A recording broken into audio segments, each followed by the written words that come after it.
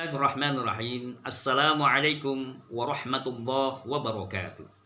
Innal hamdalillah nahmaduhu wa nasta'inuhu wa nastahdi wa natawakkalu alayh.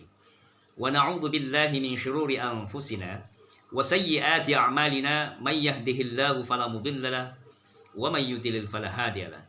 Asyhadu an la ilaha illallah wahdahu la syarika lahu wa asyhadu anna Muhammadan 'abduhu wa rasuluhu alladzi la nabiyya ba'dahu.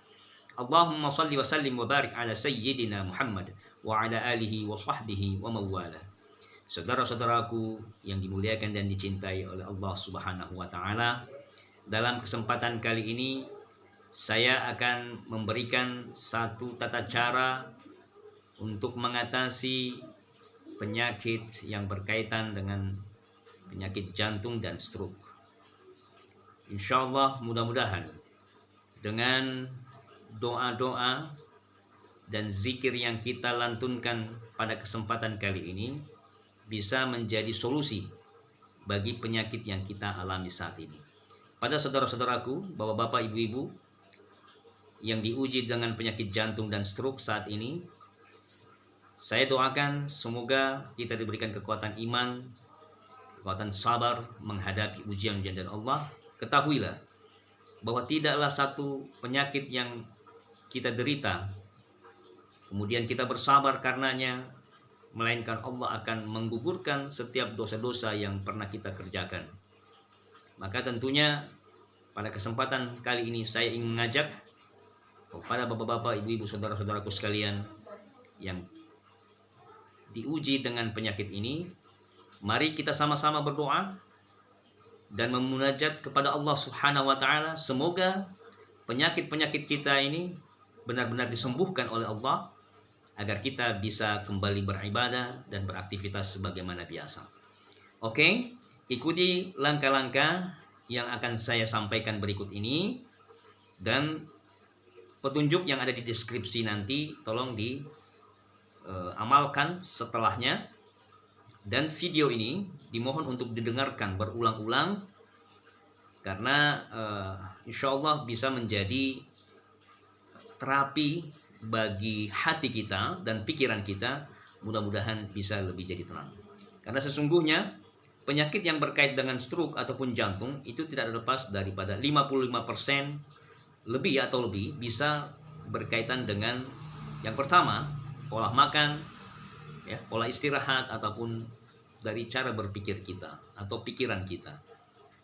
Jadi dengan kita berzikir, berdoa kepada Allah, mudah-mudahan hati kita lebih tenang. Sebagaimana firman Allah Subhanahu wa taala dalam surah Ar-Ra'd ayat 28, alladzina amanu wa tatma'innul qulubuhum bi dzikrillah, ala bi dzikrillah tatma'innul qulub. Dan adapun orang-orang beriman, mereka senantiasa berzikir kepada Allah dan tenang hatinya karena berzikir kepada Allah. Ketahuilah bahwa dengan berzikir kepada Allah itu akan menenangkan hati. Nah, oke, mari ikuti langkah-langkah dari saya.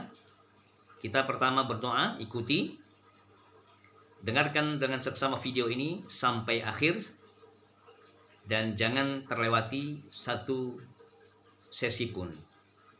Ya, oke. Yang pertama, angkat kedua tangannya, pejamkan matanya, dan dengarkan saya dengan seksama, dengan khusyuk, dengan penuh keikhlasan dan kesungguhan kita memohon kepada Allah Subhanahu wa taala agar penyakit kita ini diangkat dari badan kita.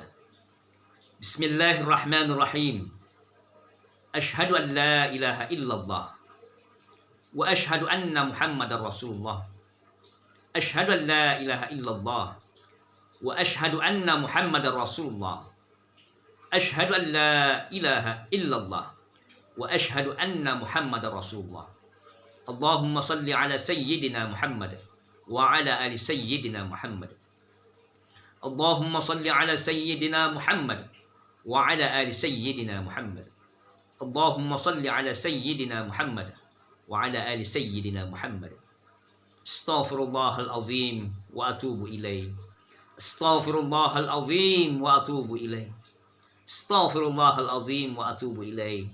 La ilaha illa anta subhanaka inni kuntu minaz zalimin. La ilaha illa anta subhanaka inni kuntu minaz zalimin. La ilaha illa anta subhanaka inni kuntu minaz zalimin.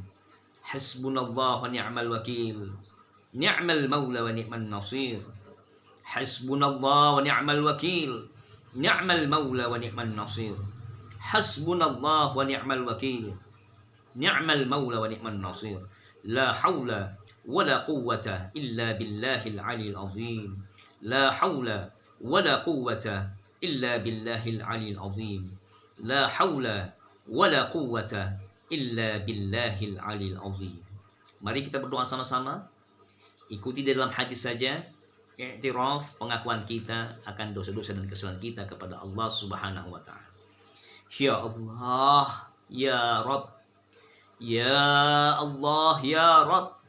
Ya Allah, ya Rabb. Ya Hayyu, ya Qayyum. Ya Dzal Jalal wal Ikram. Ya Rahman, ya Rahim. Ya Malik, ya Quddus, ya Salam, ya Mu'min, ya Muhaimin, ya Aziz, ya Jabbar, ya Mutakabbir, ya Ghaffar, ya Alim, ya Sami', ya Latif, ya Khabir.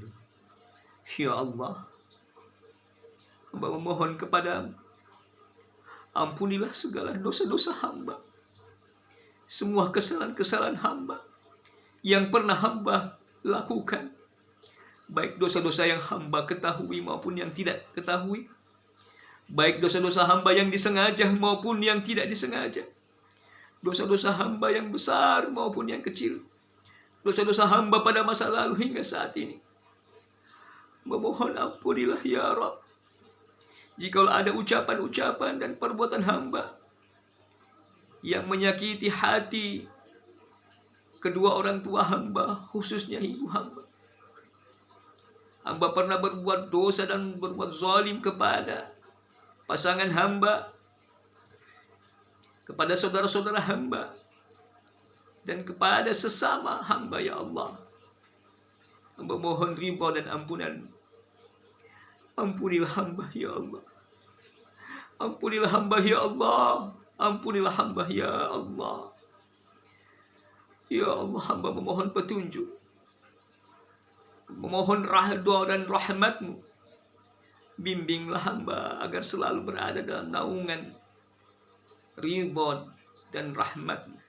Tenggelamkanlah hamba dalam lautan cinta dan kasih sayang-Mu ya Allah. Hamba mengakui akan dosa-dosa hamba dan hamba bertaubat hari ini ya Rabb. Hamba berjanji akan meninggalkan semua kesalahan dan dosa-dosa hamba dan tidak akan mengerjakan kembali ya Allah. Bersihkan diri hamba, sucikan hati dan pikiran hamba, bersihkan raga hamba ya Allah. Angkat semua penyakit-penyakit yang ada pada diriku. Hamba menerima. Apabila hamba diuji dengan sakit ini, jadikanlah sakit ini sebagai pelebur atas dosa-dosa hamba ya Allah. Membersihkan segala kesalahan hamba yang sudah pernah hamba kerjakan ya Rabbal Alamin. Hamba memohon, hilangkanlah beban sakit yang hamba alami, sakit jantung ataupun sakit stroke yang hamba alami saat ini, melalui doa-doa zikir, melalui ayat-ayat, serta melalui permohonan yang kami ajukan kepadamu ya Allah. Sesungguhnya Engkau maha kuasa atas setiap sesuatu, dan sesungguhnya Engkau maha penyembuh atas setiap penyakit-penyakit. Engkau raja dari segala raja, yang menguasai alam semesta raya, yang menggerakkan seluruh makhluk-makhluknya yang ada di langit dan bumi, yang mengetahui segala yang nampak dan yang tersembunyi ya Allah. Hamba mohon ridha dan ampunan. Sehatkan diri hamba, sehatkan raga hamba, organ-organ tubuh hamba, sehatkan ruhani hamba ya Allah. Hasbunallah wa ni'mal wakil, ni'mal maula wa ni'man nasir. La haula wa la quwwata illa billahil aliyil azim. Dengarkan, saya akan membacakan ayat-ayatnya dan doa-doanya. A'udzu billahi minasy syaithanir rajim. Bismillahirrahmanirrahim. Alhamdulillahi rabbil alamin. Arrahmanir rahim. Maliki yaumiddin. Iyyaka na'budu wa iyyaka nasta'in. Ihdinas siratal mustaqim. صراط الذين أنعمت عليهم غير المغضوب عليهم ولا الضالين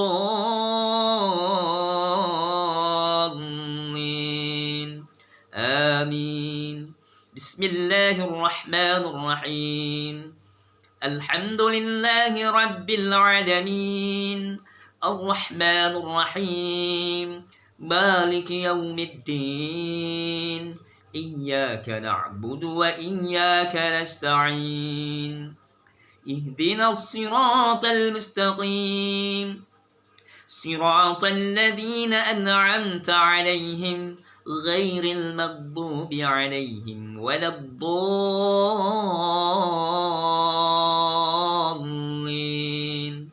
آمين. بسم الله الرحمن الرحيم. الحمد لله رب العالمين. الرحمن الرحيم. مالك يوم الدين. إياك نعبد وإياك نستعين. اهدنا الصراط المستقيم. صراط الذين أنعمت عليهم غير المغضوب عليهم ولا الضالين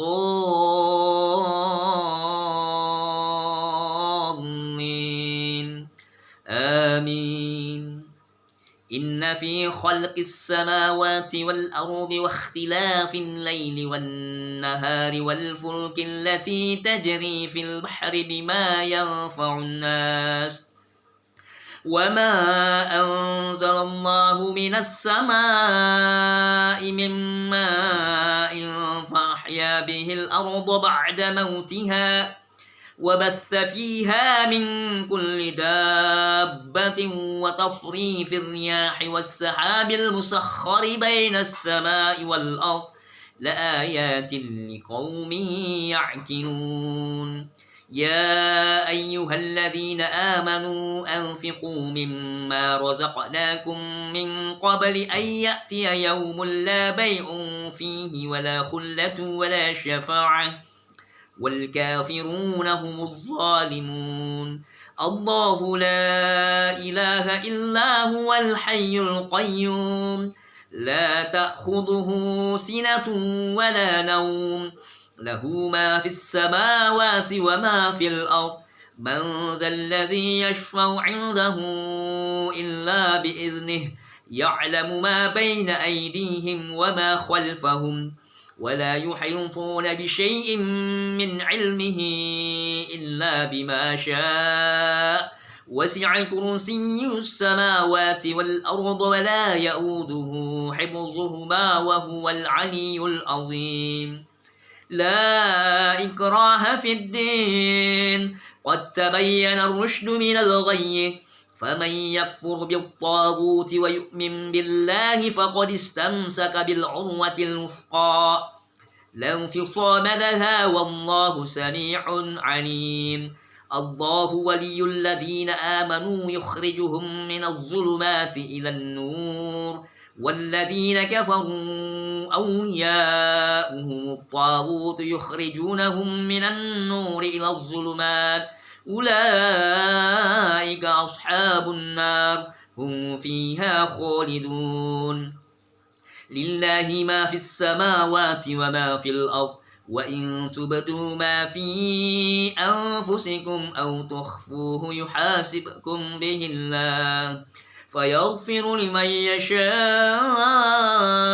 ويعذب من يشاء والله على كل شيء قدير.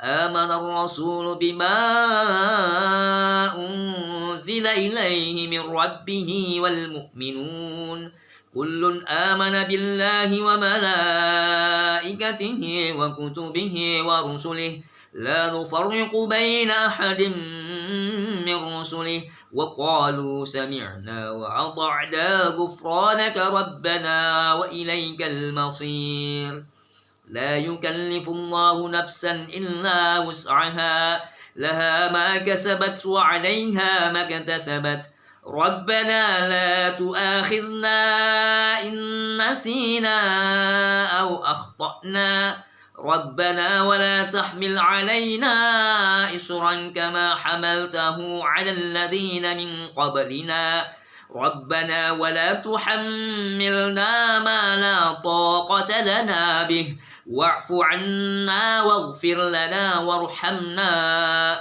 أنت مولانا فانصرنا على القوم الكافرين لله ما في السماوات وما في الأرض وإن تبدوا ما في أنفسكم أو تخفوه يحاسبكم به الله فيغفر لمن يشاء ويعذب من يشاء والله على كل شيء قدير آمن الرسول بما أنزل إليه من ربه والمؤمنون كل آمن بالله وملائكته وكتبه ورسله لا نفرق بين أحد من رسله وقالوا سمعنا وأطعنا غفرانك ربنا وإليك المصير لا يكلف الله نفسا إلا وسعها لها ما كسبت وعليها ما اكتسبت ربنا لا تؤاخذنا إن نسينا أو أخطأنا ربنا ولا تحمل علينا إصرا كما حملته على الذين من قبلنا ربنا ولا تحملنا ما لا طاقة لنا به واعف عنا واغفر لنا وارحمنا أنت مولانا فانصرنا على القوم الكافرين بسم الله الرحمن الرحيم ألف لام ميم الله لا إله إلا هو الحي القيوم نزل عليك الكتاب بالحق مصدقا لما بين يديه وأنزل التوراة والإنجيل من قبل هدى للناس وأنزل الفرقان إن الذين كفروا بآيات الله لهم عذاب شديد والله عزيز ذو انتقام إن الله لا يخفى عليه شيء في الأرض ولا في السماء هو الذي يصوركم في الأرحام كيف يشاء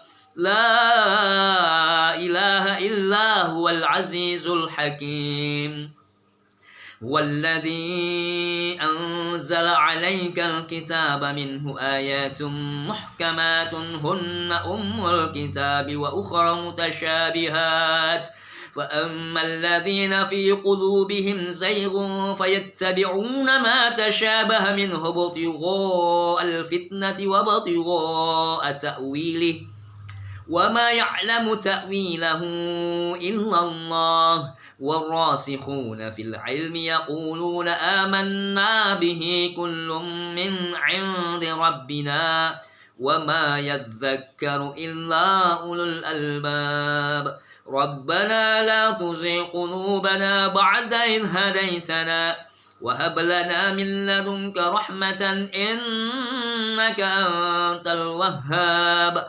ربنا إنك جامع الناس ليوم لا ريب فيه إن الله لا يخلف الميعاد إن الذين كفروا لا تغني عنهم أموالهم ولا أولادهم من الله شيئا وأولئك هم وقود النار شهد الله أنه لا إله إلا هو والملائكة وأولو العلم قائما بالقسط لا إله إلا هو العزيز الحكيم إن الدين عند الله الإسلام وما اختلف الذين أوتوا الكتاب إلا من بعد ما جاءهم العلم بغيا بينهم ومن يكفر بآيات الله فإن الله سريع الحساب قل اللهم مالك الملك تؤتي الملك من تشاء وتنزع الملك ممن تشاء وتعز من تشاء وتذل من تشاء بيدك الخير إنك على كل شيء قدير تولج الليل في النهار وتولج النهار في الليل وتخرج الحي من الميت وتخرج الميت من الحي وترزق من تشاء بغير حساب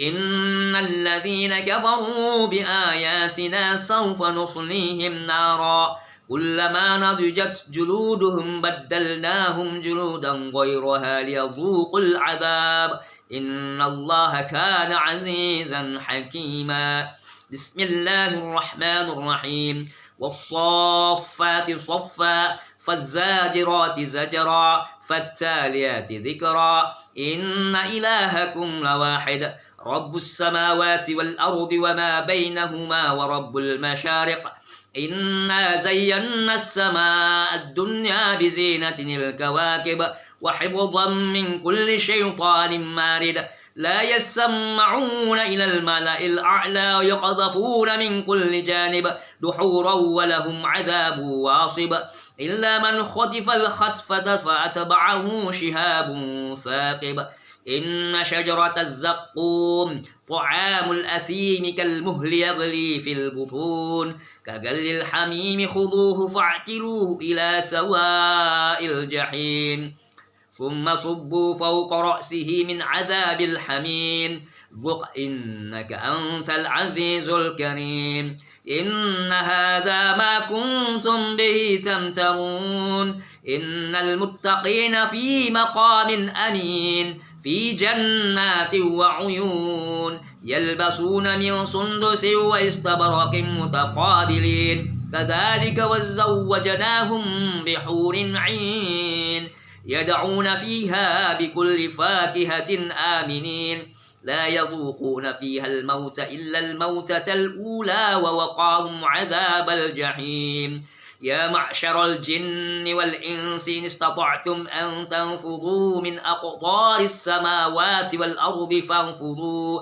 لا تنفذون إلا بسلطان فبأي آلاء ربكما تكذبان يرسل عليكما شواظ من نار ونحاس فلا تنتصران فبأي آلاء ربكما تكذبان فإذا انشقت السماء فكانت وردة كالدهان فبأي آلاء ربكما تكذبان يعرف المجرمون بسيماهم فيؤخذ بالنواصي والأقدام فبأي آلاء ربكما تكذبان هذه جهنم التي يكذب بها المجرمون يطوفون بينها وبين حميم آن فبأي آلاء ربكما تكذبان وننزل من القرآن ما هو شفاء ورحمة للمؤمنين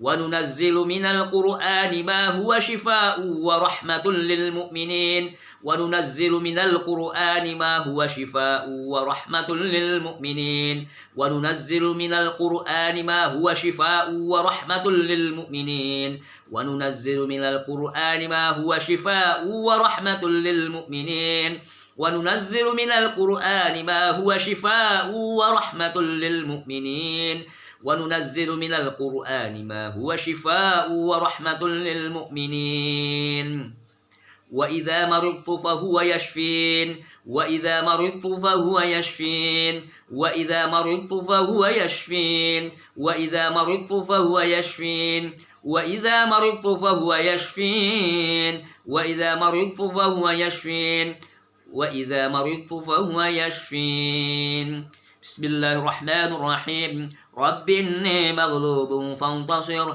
واجبر قلب المنكسر واجمع شمل المندثر إنك أنت الرحمن المقتدر اكفني يا كافي وأنا العبد المفتقر وكفى بالله وليا وكفى بالله نصيرا إن الشرك لظلم عظيم وما الله يريد ظلما للعباد فقطع دابر القوم الذين ظلموا والحمد لله رب العالمين اللهم إني أسألك بأني أشهد أنك أنت الله إله إلا أنت الأحد الصمد الذي لم يلد ولم يولد ولم يكن له كفوا أحد بسم الله شافي بسم الله كافي بسم الله معافي بسم الله الذي لا يضر مع اسمه شيء في الأرض ولا في السماء وهو السميع العليم بسم الله ما شاء الله لا يسوق الخير إلا الله بسم الله ما شاء الله لا يصرف السوء إلا الله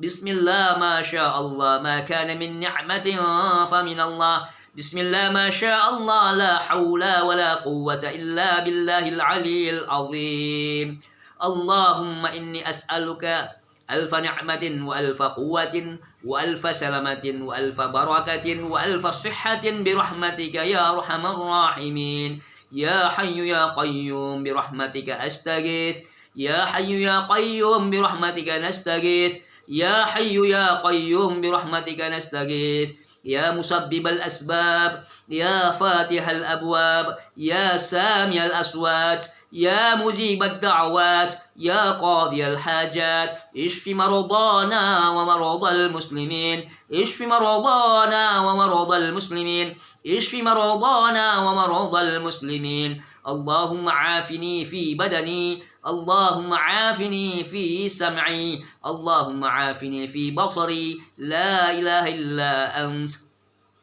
يا الله يا الله يا الله يا رب يا رب يا رب يا حي يا قيوم يا ذا الجلال والإكرام أسألك باسمك الأعظم أن تشفي مرضي أن تشفي مرضي أن تشفي مرضي ومرض المسلمين سبحانك يا حي سبحانك يا قيوم سبحانك يا عمد سبحانك يا من لم يلد ولم يولد ولم يكن له كفوا أحد يا الله أنت الواحد أنت الصمد أنت القادر أنت الحي القيوم رب كل شيء وإله كل شيء وعالم بكل شيء قادر على كل شيء لا يعزب عنك مثقال ذرة شيء تعاليت فلا ترى Ya Allah, hamba memohon kepadamu, ampunilah semua dosa-dosa dan kesalahan-kesalahan saudaraku yang mendengarkan video ini ya Allah.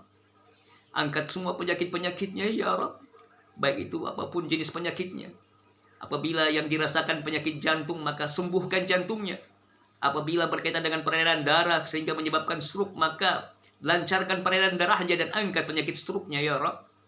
Hamba memohon kepadamu, sehatkan saudaraku ini, sembuhkan dan hilangkan semua beban-beban sakit yang dideritanya tanpa menyisakan bekas sedikit pun.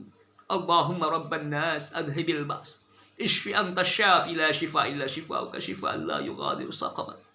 Ya Allah ya Rabb, hamba memohon kepadamu, berikanlah kekuatan iman dan sabar menghadapi ujian-ujian ini ya Allah. Angkat semua penyakit dan dosa-dosanya ya Allah, bersihkan dirinya, sucikan ya Allah. Berikanlah dia kebaikan-kebaikan, jauhkan dari segala keburukan-keburukan, hapuskan segala kesalahan dan dosa-dosanya ya Allah ya Rabbal Alamin.